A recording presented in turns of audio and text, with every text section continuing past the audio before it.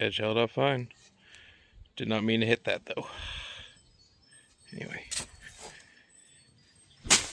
Hello and welcome back to Starbright Handiworks, where today we are learning how to make a wooden gladiator sword. For this project, I cut this profile out on a Ryobi scroll saw, and then I'm doing all the shaping here on a bandsaw.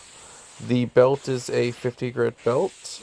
The wood for this is black ash. Fun thing about it, actually, this board was cut from a tree that my dad harvested on an island and near my camp, and the tree was actually taken out by a beaver that we named Larry. We actually have a brass plaque for him on our camp. It's fun.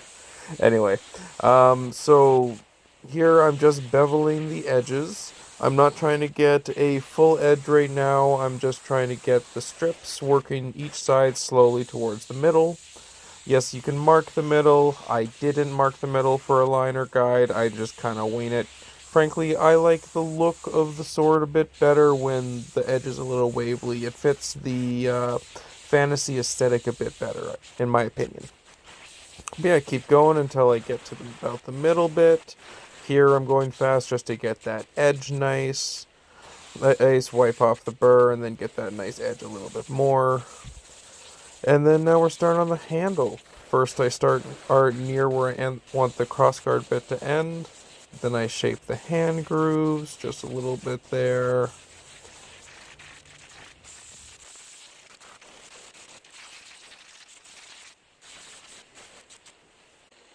And there we have it, one shaped gladiator sword.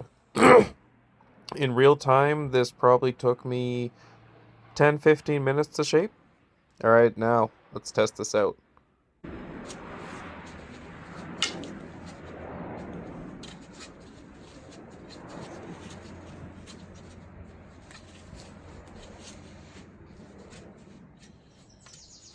Yep, that's a good sword.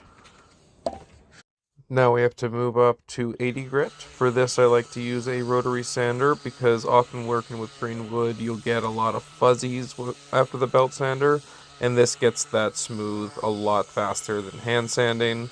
Always be careful on the edge, get both sides, and always remember to run down the edge quick and then run down the sides again. Now we move up to a 150 grit sandpaper. I'm just using a folded over bit for the rotary sander.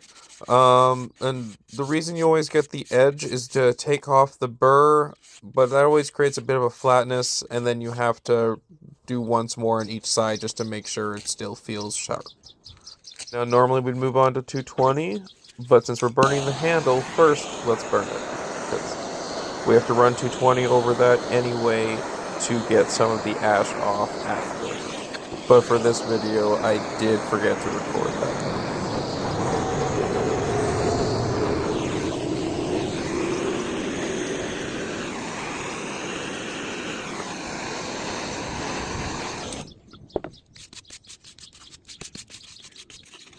The grain pattern in this one just went gorgeous. Now, as I've said, I've already sanded, forgot to video the first sand and the first coat of this, but here is the 220 sand between coats, and then you will see the really satisfying final coat. The reason for the 220 sand is to remove the bumpiness that often shows up after the first coat.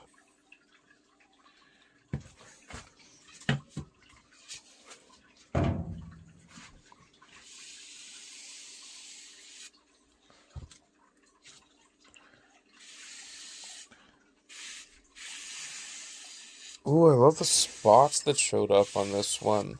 I didn't quite notice that when I was burning it, but oh, you never really know what you're gonna see in woods. I wonder if that's the vessels or something, or some fungus that had infected it while it was alive. Or dead even. I'll have to learn more.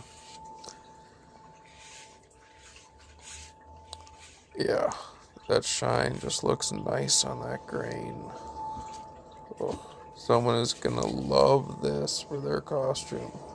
I wonder who's gonna buy it, if it's gonna be a barbarian cosplayer, or someone who just wants to paint it on their wall, or someone who just wants to swing it around at the shrubbery.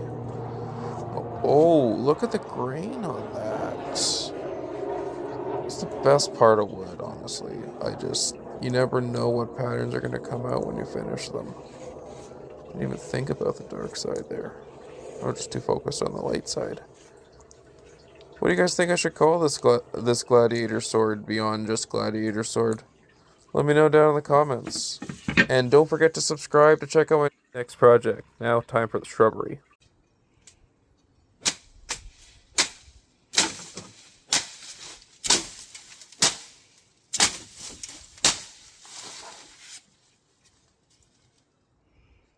Perfect yard pruner.